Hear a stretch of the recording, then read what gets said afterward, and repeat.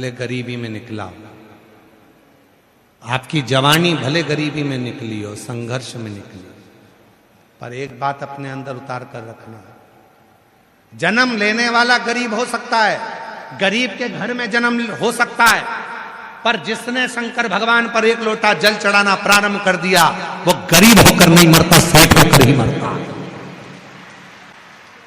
वो गरीब होकर नहीं मर सकता, वो कंगाल होकर नहीं मर सकता।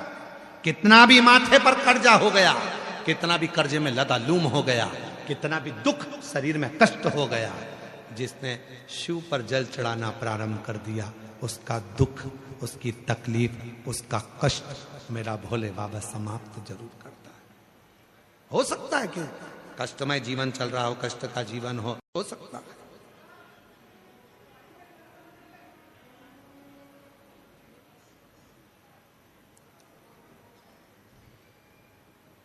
कष्टप्रद जीवन हो सकता है, पर जिसने जल चढ़ाना प्रारंभ करा, जिसने शिव पर जल चढ़ाना प्रारंभ करा, शिव ने उसकी किस्मत बनाना प्रारंभ कर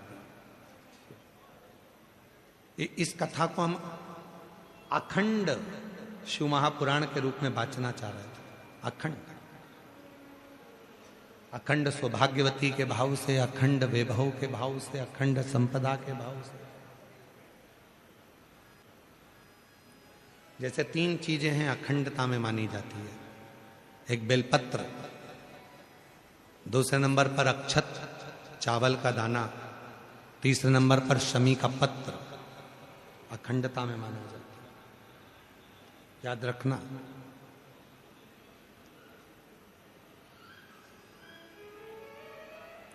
एक बेलपत्र एक ऐसी है कि अगर भगवान शंकर के मंदिर में शिवजी पर, शिवलिंग पर चढ़ाई जाती है, भले वो वहीं से उठाकर धोकर क्यों ना चढ़ाई गई,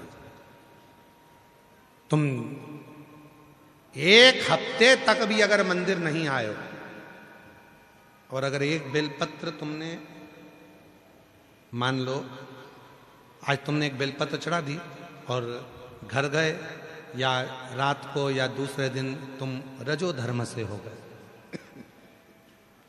रजस्वला हो गए, मंदिर नहीं जा सकती 5 दिन 6 दिन 7 दिन, या कहीं जाना पड़ गया, तो क्या कहते हैं कि हमारा जल चढ़ाने का नियम टूट गया।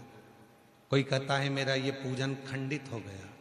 नहीं, शिव महापुराण बड़ी सुंदर बात कहती है, एक बेलपत्र, एक शमी पत्र और एक चावल का दाना, ये तीन ऐसे हैं जिनको अखंड माना है। यदि आप रोज शिव जी के मंदिर में आप जल चढ़ाने का नियम रखा है और आपको मालूम पड़ा कि मेरा रजो धर्म इस तारीख को आने वाला रहता है, तो 2-3 दिन पहले से या तो शमी पत्र या चावल का एक दाना या बेलपत्र शिव को चढ़ाना प्रारंभ कर दिया करो। तो आप यदि 15 दिन भी मंदिर नहीं गए हो तो भी आपका जल अखंड निरंतर स्वीकृत किया जाता है, अखंड। भले तुमने 10 दिन 15 दिन उस जल को नहीं चढ़ाया, तुम 5 दिन 7 दिन नहीं जा सकी, मंदिर नहीं पहुंची, तुम मंदिर तक नहीं जा पाए, तुम कोई कार्य में लग गए, तुम नहीं पहुंचे, पर उस जल को अखंडता में, अखंड।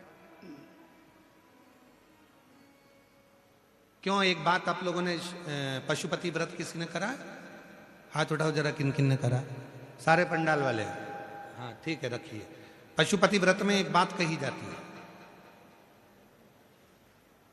3 चीजें हैं। एक है पाशुपत्य अस्त्र, दूसरे नंबर पर है पाशुपत्य योग, और तीसरे नंबर पर है पशुपति व्रत। 3 चीज।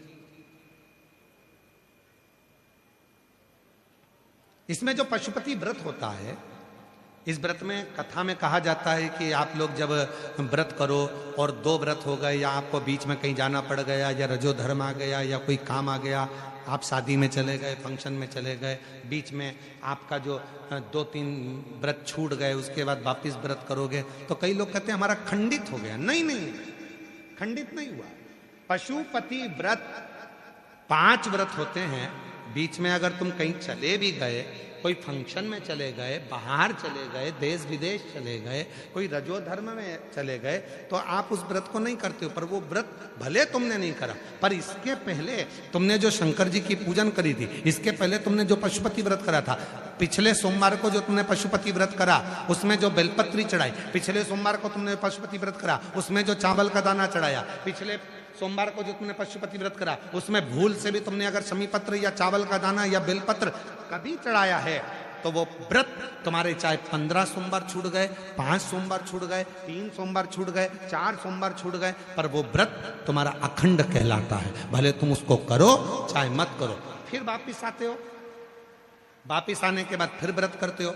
अब तुम्हारा तीसरे नंबर का व्रत है, फिर चालू हो जाता है, चौथे नंबर का व्रत फिर हो जाता है, फिर कहीं जाना पड़ गया, फिर एक व्रत रह गया, फिर वो मान्य होगा। तो वो खंडित नहीं होता, खंडित नहीं।